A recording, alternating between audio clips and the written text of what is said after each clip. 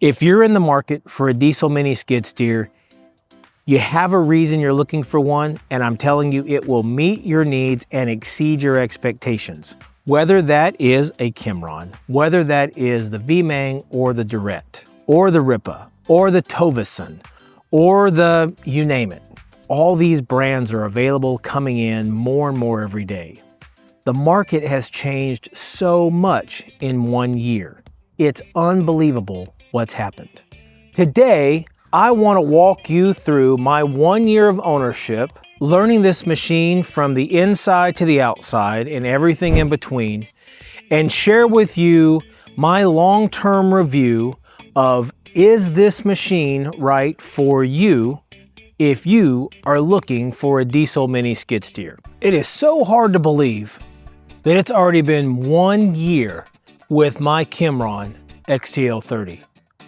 It seems like just yesterday I was bringing it home and I posted my first video about buying this mini skid steer. You all have been with me for most of the journey. You've seen all the work we've done to build attachments. You've seen the videos where we did our 30-hour, our 80-hour, our oil change, our first hydraulic fluid change. I haven't kept anything from you. And now, at 1 year, the machine has just hit 100 hours. So in reality, I've used the machine and enjoyed it immensely, but I haven't used it as much as maybe someone would in a commercial situation. And that's okay. Now, there's much that could be said about this machine, but the basic is this machine has done what I wanted it to do. It has helped make my life easier, and it has helped save my back from pain and agony. So that's a good thing. The machine's never failed me. I have not had to do any warranty claims. I have not had the tracks pop off. And for that, I am super grateful. Let me share a few things that I think this machine does well, and then I'm going to tell you some things I think it could be better at. And then finally, I'm going to tell you my opinion after 1 year of ownership and 100 hours, if I would buy this machine again, and what I would do if I was in the market today to buy a new diesel mini skid. So what do I think about the Kymron XTL 30? Well, it's a solid machine. It does have some weak points, and you've seen all of it through this YouTube channel. You've seen me add counterweights to make this machine capable in the weight class that it's sold in. I think it could probably use some more counterweight, but it's not because the lift isn't there. It's because of the design of the machine and the fact that you don't have enough weight in the rear. The instrument panel is limited at best. You don't have a lot of real estate right here, and the way it's laid out, the keys in the middle, you have a useless horn button that you're not going to use. You have one switch for the lights, but you have an opening, but you cannot find another switch to add because they're different than the rocker switches that we buy in the United States. You have this gauge cluster over here that gives you water temp and RPMs and an hour meter and a few warning lights. Those are great, but it's just not well laid out. It could be better. One of the highlights of this machine is the manual throttle over here on the side. You have a very good throttle cable and lever that you can feel and adjust. And the fact that it's on the hand operating the bucket, I can take my pinky, hook it around the cable, and if I need more, I can push up or pull back to get my RPMs where I need them to be. In transparency, I have zero trust that this tachometer is giving me appropriate RPMs. It always stays around 1500, even whenever I am at full throttle. It should go up to 3000, so I would expect to see this up when I'm in the 2800 range, which is the power band for the D1105. It never makes it. So I do not trust this tachometer. The layout is nice. It's big enough so your hands are positioned where they need to be. I did have to add a cell phone holder, which I think was a great decision on my part. I use this a lot. But everything just works well from the configuration. Improvements could be made that would really excel this particular design by extending the tombstone to give you more gauge ability, adding better lights. These are replaced. But other than that, this is okay. Okay is the key word. I'm adding a diverter, so the button you see right here on this joystick that I printed is for a future diverter. I started that video. I have more work to do. Time's just getting the best of me. But that's the back of the machine. It meets the needs. It's nothing fancy, but I don't have anything to complain about. So if we look here at the bucket, the front of the machine is a little bit different. There are definitely some improvements that I've made that should be made, could be made, to really help this machine excel. We added the Holbury decompression valve block. This is a very nice feature. Now, when I posted the original video, I got some less than desirable feedback from some of the folks in the Facebook groups. They were saying, you can do this for cheaper, and they're right. They're saying you can turn the machine off, and they're right. They're saying that there are other ways to meet this with cheaper valves. They are right. But for me, I like the cleanliness of the Holbury valve. I also like the fact that I do not have to turn my machine off and power it back up every time I want to change an attachment. On the other side of the machine, we're tying in a diverter valve off of the bucket curl feature that will give me the ability to open and close a grapple without having to remove my hand from the joystick to operate the aux control, which controls the Holbury valve here. Again, this is not necessary for most people because they're not going to change from, say, a grapple to a brush mower, or potentially in the future, some type of Harley rake that will also alternate.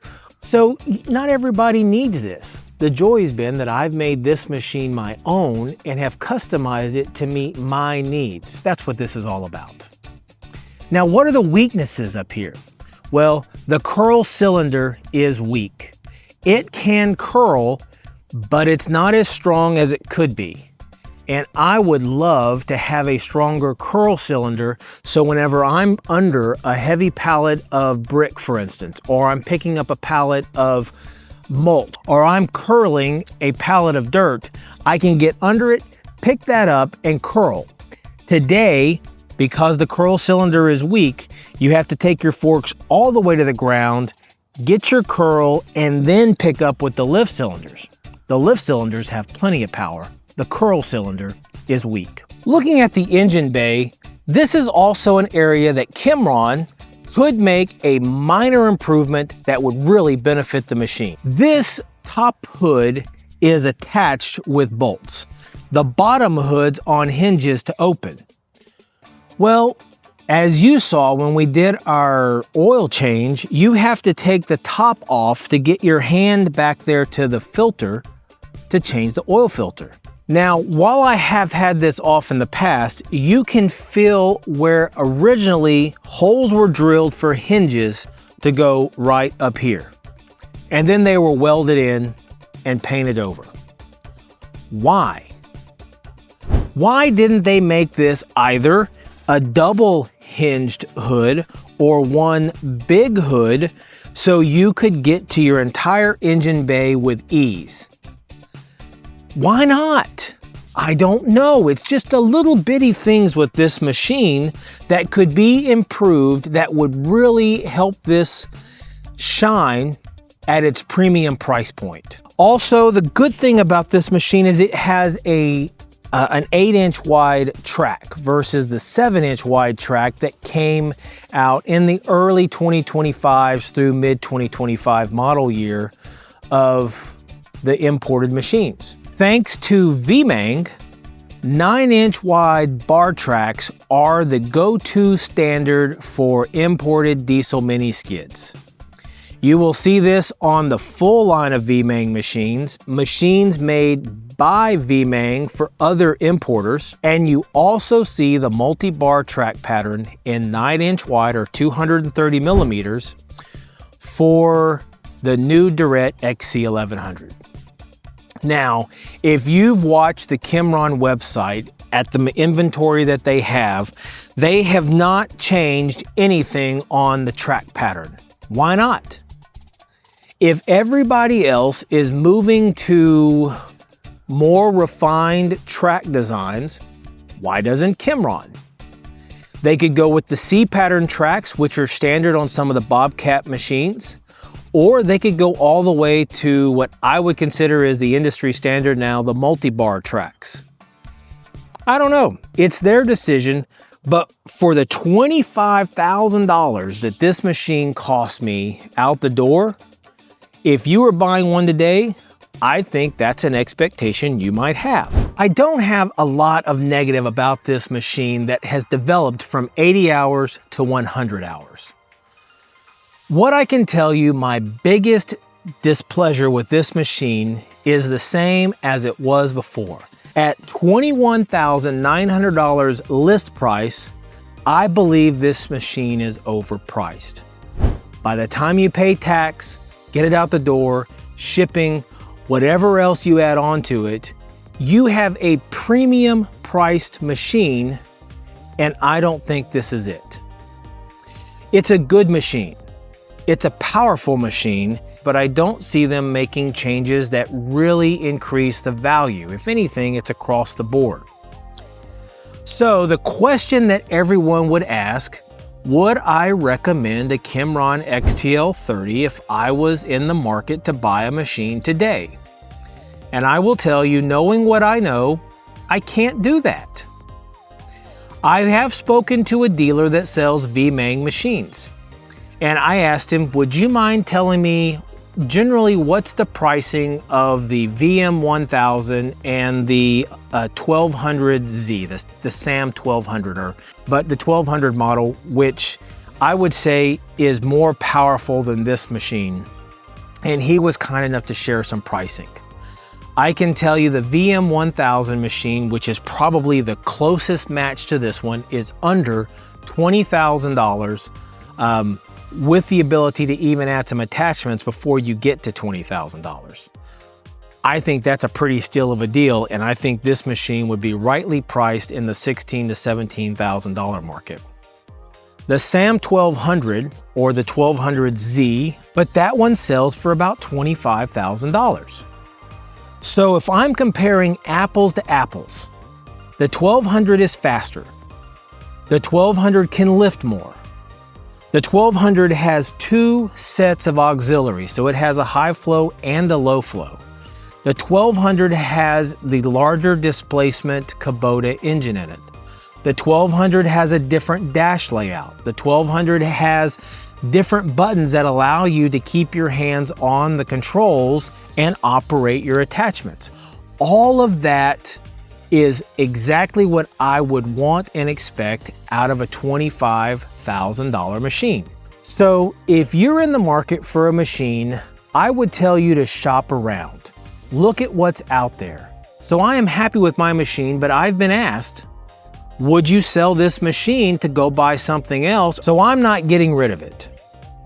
But I can tell you, if I knew today what I was looking for in April of 2025, I do not think I would have bought the Kymron XTL 30. There are really good machines in the market space today that we didn't have before, and more importantly, there are more people importing those machines, so their availability is better. These are not something that require a lot of knowledge to work on. You just need to be able to do some research and find channels like mine where I can show you how this stuff operates. These are great. If you don't have a mini skid steer and you're on the fence, I'm gonna tell you, look at one. These are wonderful machines and you will find a new use for it every single day. If you're in the market for a diesel mini skid steer, you have a reason you're looking for one, and I'm telling you, it will meet your needs and exceed your expectations. The market has changed so much in 1 year. It's unbelievable what's happened.